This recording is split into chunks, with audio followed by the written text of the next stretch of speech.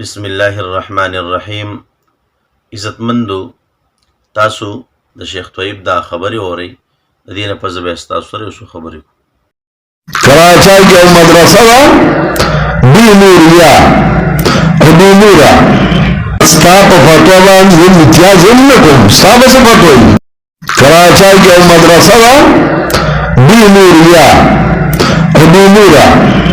ستا په فتوا باندې زه امتیاز هم نه کوم، ستا به څه فتوا وي؟ عزتمندو، تاسو واورېدله چې شیخ طیب صاحب قرآن پاک درس ناستې خلکو ته د قرآن پاک درس ورکوي او بیا د بینوري ټاون د فتوی په باره کې وایي چې په دې فتوا باندې زه امتیاز هم نه کومه. نو داسې الفاظ ویل او بیا د قرآن پاک کلاو کړی دی او تا ته به مختلف قسمه خلک ناسي. نو دا ستا د قرآن پاک آداب دي او دا ستا اخلاقیات دي چې خلکو ته بیانې. دغه رنګې مفتی توصیف هم چې کوم دی هغه په زول خبرې کړل دي، هغه بازاري ژبه خوځوله، په زول بکواسې کړی دی.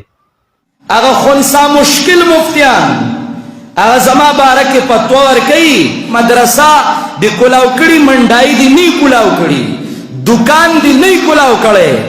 منډایي لږه ختمه کا، مدرسه کا، نو بیا به تېنه د ایمان چغې راوځي. منډایي مه کلاو. نو دا د دې خلکو اخلاق دی، دا د دې خلکو هغه آداب دی چې د دوی مشران داسې بې ادبه او د قرآن پاک آداب نه پیژني، دا اخلاق نه پیژني. د کشرانو نه خو ګیله هغه نه ده پکار، کشران خو به یې خامخا داسې بازاري ژبه هم خوځوي، په زول بکواس به هم کوي. نو الله رب عزت دی د قرآن پاک قدر او آداب زموږ په زړونو کې پیدا کړي. وما علینا الا البلاغ.